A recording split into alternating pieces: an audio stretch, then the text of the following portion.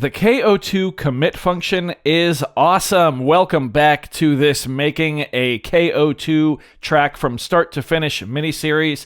This is part 4, and I believe this is going to be the final part. We're going to get into it as soon as I shout out today's patron, and that shout out goes to Boris. Thank you so very much for the support. Let's get started. Also, forgive me, but we have a reappearance of the coffee today. It is like 7:15 a.m. on January 1st is when I'm filming this, so Happy New Year, everybody. Here's to all of you. Thanks for being here, and thanks for helping me keep this silly little job alive. I appreciate you. So, of course, the title of this video is about the commit function, and that's because I finally feel like I understand what it does and how I want to mostly use it. So, yesterday we finished up most of our song. We have everything pretty much except an outro, right? This is the last song section we have. Yeah, so we just need to come up with an outro, and then we're going to go through and use the commit function to add in a couple extra little bells and whistles, I guess, as it were. So how do we want to end this? Well, let's add a new section here by pressing Shift and A, and the scene we want here, I think, is this one. And then we'll do it again. Yeah, we'll do it again. And that's section 19. And then we'll add another section. And then we're going to do this one more time. So we've got 4 of these outro sections. And that's because I want to make each one slightly different. So this first one, we're going to leave as is. The second one, we're going to turn into something different. So I'm going to go main, and it's actually going to bring me straight to that scene. Here's where commit comes in. If I commit this, now it's a brand new scene with brand new patterns for every section, for every group, meaning that commit is essentially like the create a clone variation function of the Dirtywave M8. You're copying everything that's there, but into a brand new slot so you can instantly mess with it. And this works really well with the song mode because whatever section you're on of your song in song mode, when you hit main, it takes you straight to that section so you can easily commit it to make a variation. So we've got 4 bars of drums. Let's go ahead and clear the drums out here. So now we just have our melody. Let's just try to record something in, shall we?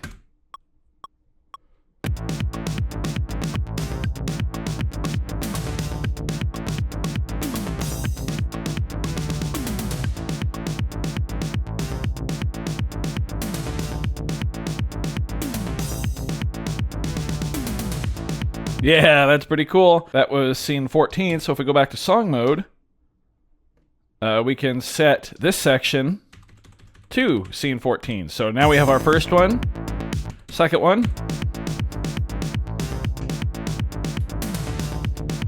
We're just going to do like a drum ramp-up thing.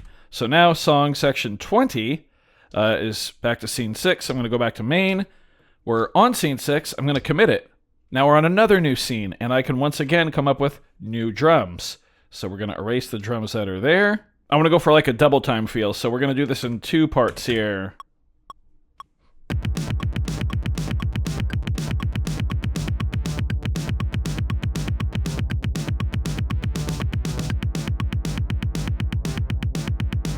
That sidechain is going to be putting work in, but that's okay. I think it should sound pretty cool. Let's overlay some hi-hat on top of this here now.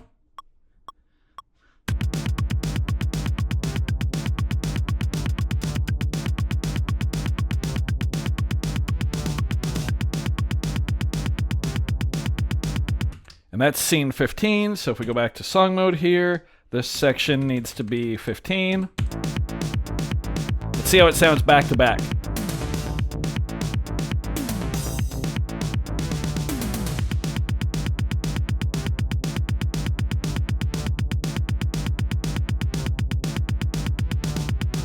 That's actually pretty cool. I kind of want to add one more element in there, though. So I want to put an additional melodic element in here.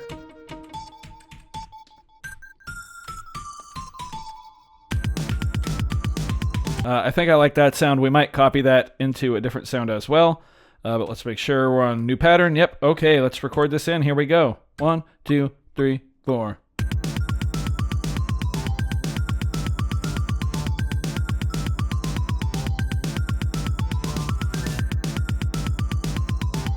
Okay, that's pretty cool.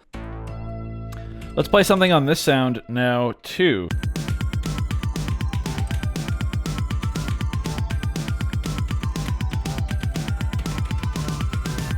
Yeah, they don't have to line up perfectly there. I think we just kind of want a little bit of controlled chaos, as it were. So let's go ahead and record this, yeah?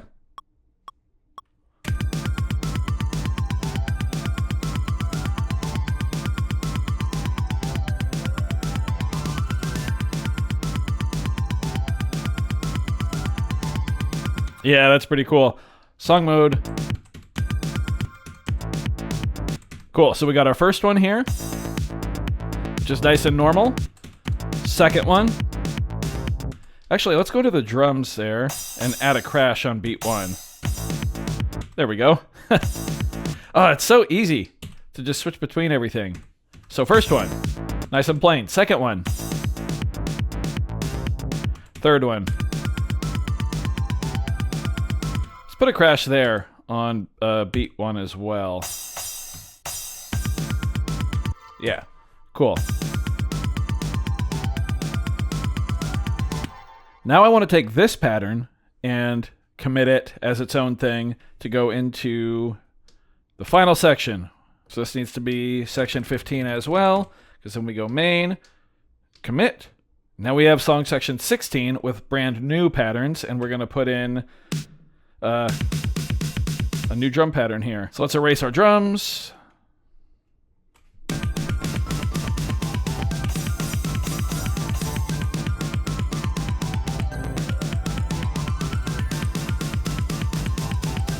Sidechain doing some cool stuff there for sure.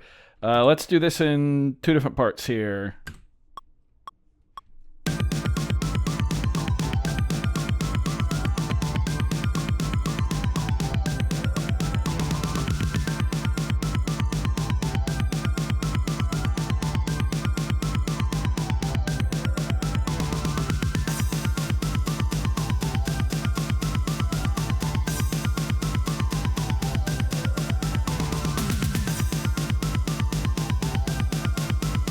Okay, there we go.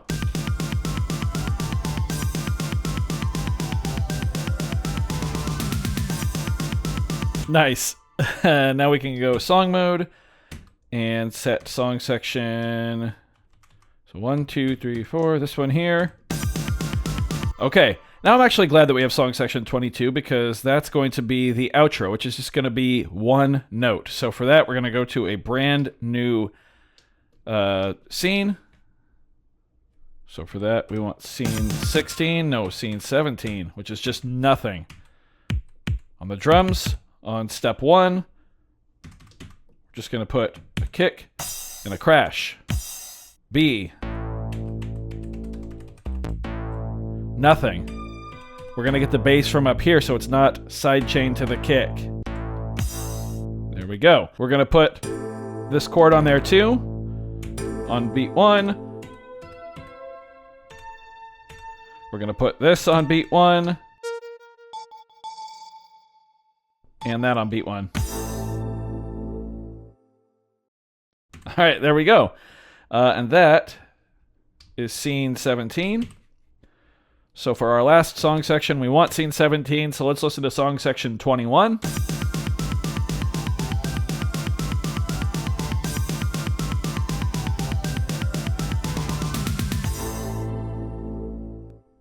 Yeah, that's our end. So really quick, before we listen to the whole song, I want to add in one more section. And I want to try to do it using commit and playing something in live with a keyboard. So we're bringing in the tempo key W25 here from Sinito, which is actually becoming surprisingly common in my everyday use.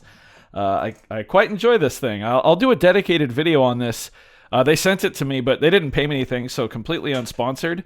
I was really not planning on this thing being super impactful, but having a battery-operated MIDI controller is pretty cool, turns out. Okay, so the first thing I want to do is find out what scene the last section of our song here is. Scene 2, right. Let's commit this to a brand new scene. Oh, you can commit from song mode? That's even cooler. What? Oh, and then it just jumps you right there when you hit main? Okay. That's very cool. So I want to do like a harmonized melody to this. Right? So how do I do that? Like that. I think we're in C, right?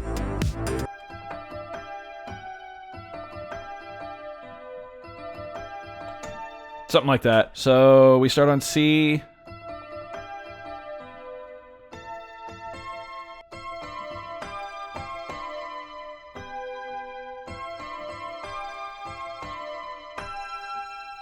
Yeah, we can play that. I think I want this in its own slot. So we're going to take this sound here, and I want to put it up here. So this should be 5, 6, 7. Okay. Let's go in and adjust the envelope real quick here. Too far.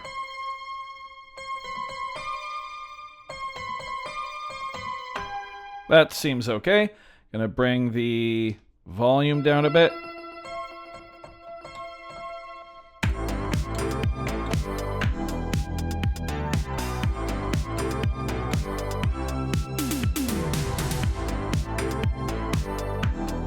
Yeah, cool. Okay, main to the top. Let's record this in. 1, 2, 3, 4.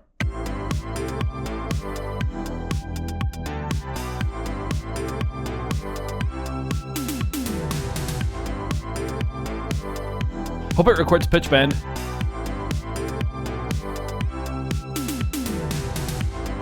Yeah, got some interesting sounds in there. I'm guessing that has to do with the envelope, really.